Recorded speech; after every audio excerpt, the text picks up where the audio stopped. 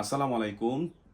ব্যাংকের check original নাকি duplicate সেটা কিভাবে বুঝবেন? আপনাকে কেউ একটা চেক দিয়েছে, এখন সেটা নিয়ে আপনি ব্যাংকে গেলেন, তারপরে ব্যাংক কর্তৃপক্ষ আপনাকে বলে দিল যে আপনি যেই চেকটা নিয়ে এসেছেন সেই চেকটা তো জাল।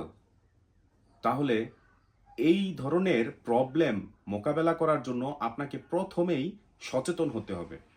চেকটা অরিজিনাল নাকি ডুপ্লিকেট সেটা চেনার একটা খুবই গুরুত্বপূর্ণ এবং সহজ একটা উপায় আছে। সেটি হচ্ছে, এই যে দেখেন আমার হাতে ইস্টার্ন ব্যাংকের একটা চেক রয়েছে। এটি অরিজিনাল একটি চেক। ইস্টার্ন ব্যাংকের একটি চেক রয়েছে, এটা হচ্ছে MICR চেক, অর্থাৎ ডিজিটাল চেক। দেখবেন যে স্পেশালি যেই গভর্নমেন্ট ব্যাংকগুলো রয়েছে তাদের অনেক ব্যাংকের চেকগুলো MICR হয় না, অর্থাৎ ডিজিটাল হয় না।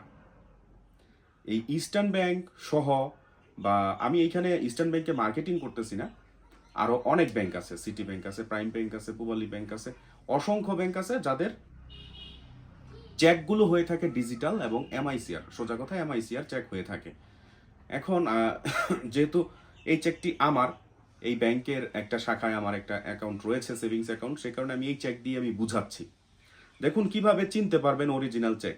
এই যে যেই দাগগুলো দেখা যাচ্ছে, আপনারা হয়তো দেখতে পাচ্ছেন, আমি 2 আঙ্গুল দিয়ে আমার অ্যাকাউন্ট নাম্বারটা একটু লক করে রেখেছি সিকিউরিটি পারপাসে।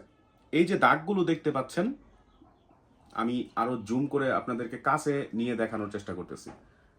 আশা করি আপনারা দেখতে পারতেছেন যে এই দাগগুলো, এগুলো কিন্তু অরিজিনাল যেই চেক, এটা কখনোই আসলে দাগ না। আমরা মনে করতেছি যে এটা একটা লাইন, একটা দুইটা তিনটা লাইন, আসলে কিন্তু সেটা না। এটা খালি চোখে বোঝা যাবে না। এইখানে যেই ব্যাংকের চেক সেই ব্যাংকের নাম লেখা থাকে। যেমন এটা হচ্ছে ইস্টার্ন ব্যাংক পিএলসি। এই যে রেখাগুলো, এই রেখাগুলো আপনি খুব সূক্ষ্মভাবে দেখবেন, এগুলোতে প্রত্যেকটা এগুলো লেখা Eastern Bank PLC, Eastern Bank PLC, Eastern Bank PLC. City ব্যাংকের চেক হলে এগুলো লেখা থাকবে City Bank PLC, City Bank PLC, City Bank PLC. আশা করি বুঝতে পেরেছেন, এগুলো কিন্তু সাধারণ কোনো দাগ না। এইভাবে কিন্তু আপনি আপনার আসল চেকটা চিনতে পারেন। তো সতর্কতা সবসময় অবলম্বন করে লেনদেন করবেন, যাতে আপনার আর্থিক নিরাপত্তা সুনিশ্চিত থাকে। সকলে ভালো থাকবেন, সুস্থ থাকবেন। পরবর্তী ভিডিও নিয়ে আবারও হাজির হব ইনশাল্লাহ। আল্লাহ হাফেজ।